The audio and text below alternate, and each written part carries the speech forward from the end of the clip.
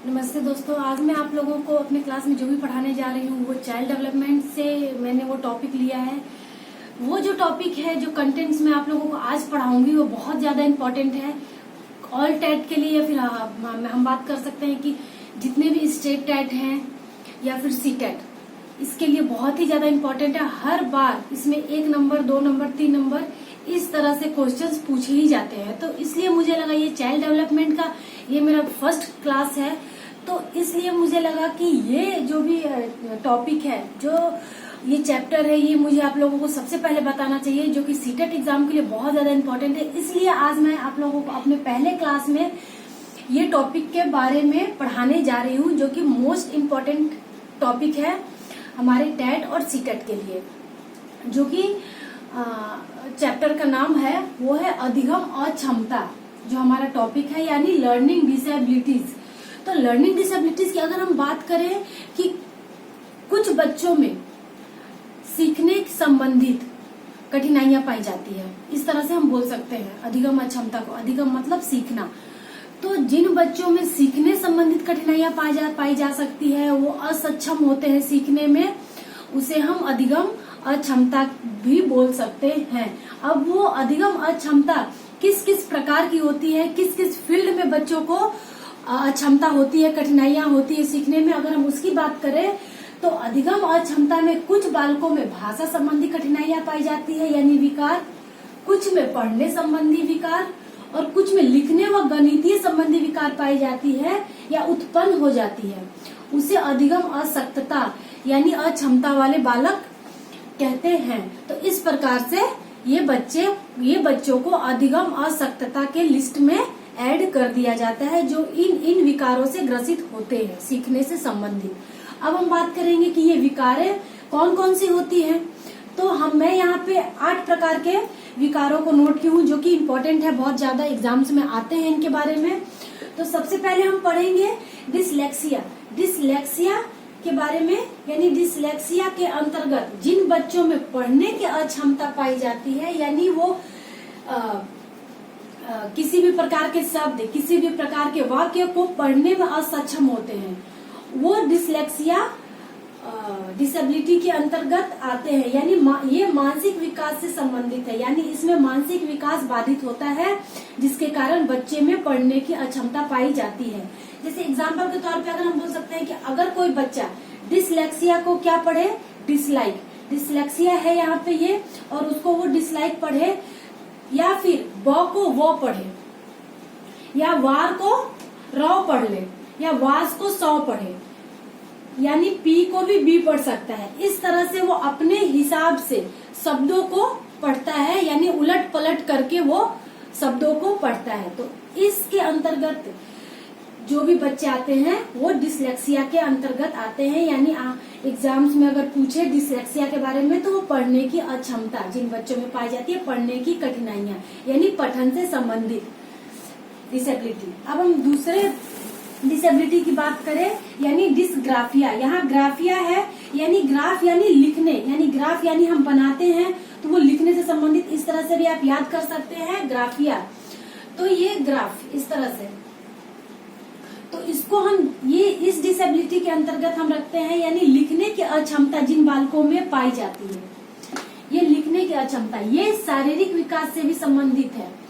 शारीरिक विकास से हम बोल सकते हैं कि जैसे उंगलियों का छोटा बड़ा होना, हथेलियों का छोटा बड़ा होना, हथेलियों का बैलेंस ना होना, इस तरह से या इस रीजन से बच्चों को लिखने में कठिनाइयां होती है, तो वो डिसग्राफिया के अंतर्गत आते हैं। यानी इस तरह से बोल सकते हैं कि लेखन से संबंधित कठिनाइयों से ग्रसित बालकों को डिसग्राफिया के अंतर्गत रखा जाता है, यानी उन्हें लिखने में कठिनाइयां होती है।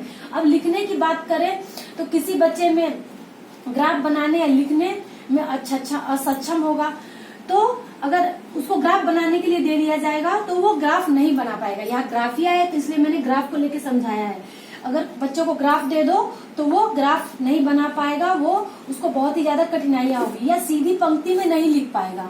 अपने वाक्यों को, शब्दों को टेढ़ा मेढ़ा लिखना, सीधी पंक्ति में ना लिख पाना, जितने भी स्पेस हैं उनको अलग अलग तरीके से लिखना, ऊपर नीचे लिखना, बहुत तरह की जो भी त्रुटियां हैं लिखने में, वो सब ये बच्चे करते हैं जो इस डिसेबिलिटी से ग्रसित होते हैं।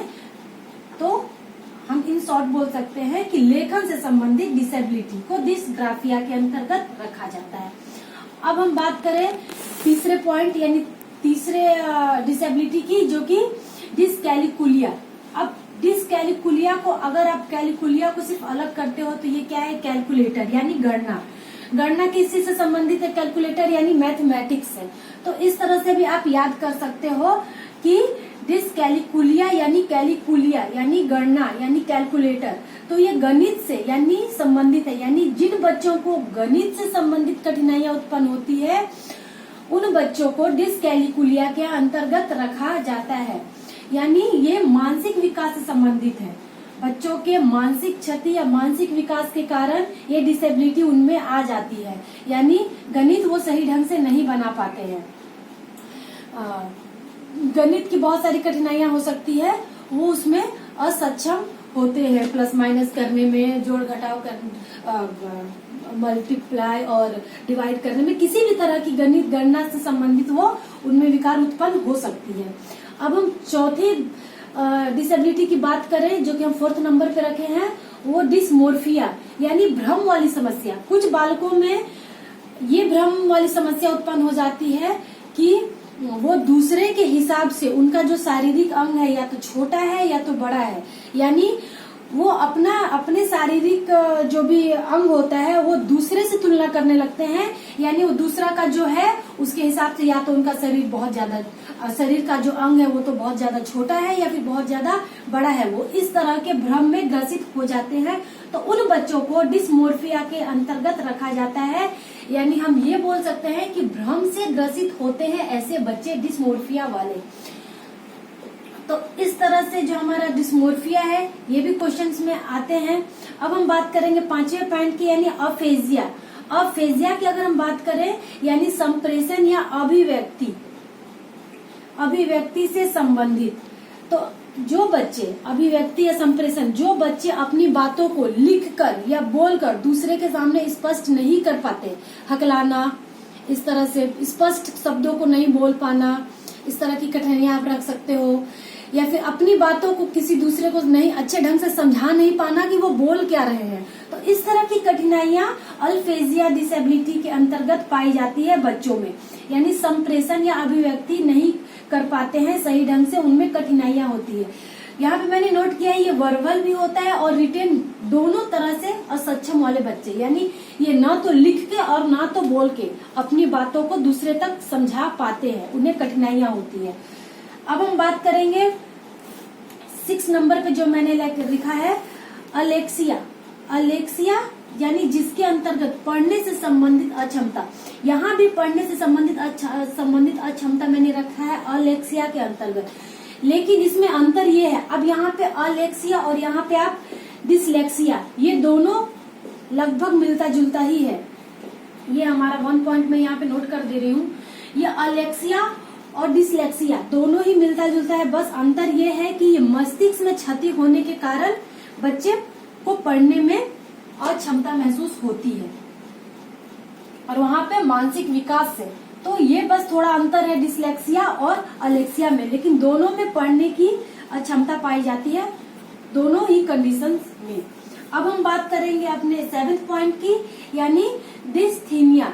डिसथीमिया की अगर हम बात करें, यानी यहाँ थीमिया, यहाँ थीम है, तो इस तरह से आप याद करने के लिए जोड़ सकते हो कि थीमिया, तो थीमिया थीम होता है, यानी किसी भी थीम को देख के बच्चे तनाव महसूस करते हैं, यानी ये डिसथीमिया तनाव से संबंधित होता है। जो बच्चे एक्स्ट्रा तनाव महसूस करने लगते हैं किसी भी कंडीशंस में आके, किसी भी माहौल में आके, किसी भी उद्दीपन को पाके वो बहुत ज्यादा तनाव, बहुत ज्यादा डिप्रेशन महसूस करने लगते हैं, तो उनको डिसथीमिया के अंतर्गत रखा जाता है।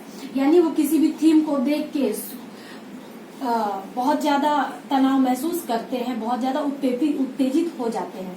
अब हम बात करेंगे 8 नंबर यानी हमारे लास्ट पॉइंट की, यानी अप्रेक्सिया और डिप्रेक्सिया के बारे में। अप्रेक्सिया और डिस्प्रेक्सिया के बारे में अगर हम बात करें तो ये शारीरिक कौशल से संबंधित विकार है जो कि बालकों में पाई जाती है। पूरा शरीर यानी पूरा शरीर की बात करें यानी पूरा शरीर इसमें प्रभावित रहता है। यानी चलने में, बोलने में, टहलने में, लिखने में, सभी कौशलों में इन बच्चों को कठिनाइयां होती है। सही से चल भी नहीं पाएंगे, बोल भी नहीं पाएंगे, टहलने में भी उन्हें प्रॉब्लम होगी और लिखने में भी प्रॉब्लम होगी।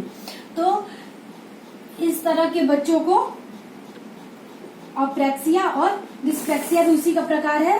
तो इस तरह के बच्चों को उनके अंतर्गत रखा जाता है। अब यहाँ अप्रैक्सिया को यहाँ पे PRA है, यहाँ पे U लगा दे यानी पूरा हो जाएगा। तो पूरा से ये मतलब होगा कि जिन बच्चों में एक तरह से हम बोल सकते हैं कि गणित बनाने में, पढ़ने में, लिखने में, चलने में, फिरने में सभी कठिनाइयां उनमें पाई जाए तो उसको इसके अंतर्गत रखा जाता है। यानी इस तरह से आप यहाँ पे याद कर सकते हो कि PRA है तो U लगा दो यानी पूरा हो जाएगा, यानी पूरे कौशल से संबंधित ये विकार है, यानी अप्रैक्सिया और डिप्रैक्सिया। अब अप्रैक्सिया या फिर डिस्प्रैक्सिया जो है हमारा, उसमें वो क्यों होता है, यानी वो क्रेनियम जो हमारे मस्तिष्क के ऊपर और आगे का पार्ट होता है वो डैमेज हो जाता है किसी भी कारणवश। तो इस कौशल जो इस प्रकार के डिसेबिलिटी से बालक ग्रसित हो जाते हैं, यानी क्रेनियम के क्षति पहुंचने से, जो कि ब्रेन का ऊपर का और अगला भाग होता है। इस तरह से भी बोल सकते हैं कि लेखन, पठन, गणितीय संबंधी विकार इसमें। तो इस तरह से हमारा जो है वो 8 प्रकार जो है हमारा अधिगम और क्षमता के डिसेबिलिटीज हैं, जो कि बहुत ही ज्यादा इम्पोर्टेंट हैं। तो इस तरह से इस एग्जाम्स में ये आते हैं। अब एग्जाम्स में किस तरह से क्वेश्चंस आते हैं, किस प्रकार से क्वेश्चन आ सकते हैं, किस तरह से घुमा के भी क्वेश्चंस आते हैं, तो और एक और लिस्ट मैंने आप लोगों के लिए याद करने के लिए बहुत ही आसानी से बनाए हैं। वो मैं आप लोगों को और इससे रिलेटेड क्वेश्चंस मैं आप लोगों को अपने नेक्स्ट वीडियो यानी इसी वीडियो का पार्ट 2 में मैं आप लोगों को डिफाइन करूंगी, वो सभी चीजें बताऊंगी ताकि आप लोग अच्छे से समझ सको। और एग्जाम में इससे रिलेटेड अगर एक भी क्वेश्चन आ जाए या 2 क्वेश्चन आ जाए, कितने भी क्वेश्चन आ जाए, आप लोग को वो छोड़ के नहीं आना है। तो इस हिसाब से मैंने आप लोगों को ये पढ़ाया है। तो ये चैप्टर जो है आप लोग यहाँ तक पढ़ो। मैं पार्ट 2 आप लोगों के लिए जल्दी ही लेके आऊंगी, जो कि हमारा इससे क्वेश्चंस पे रिलेटेड होगा इस चैप्टर से। तो चलिए, अभी तक आप लोगों ने अभी मेरे चैनल को सब्सक्राइब नहीं किया है तो जल्दी से सब्सक्राइब कर लो। बाल विकास के लिए भी आप लोगों के लिए मैं बहुत ही इंपॉर्टेंट कंटेंट्स लेके आऊंगी। चलिए, थैंक यू सो मच और मेरी वीडियो को देखते रहिए।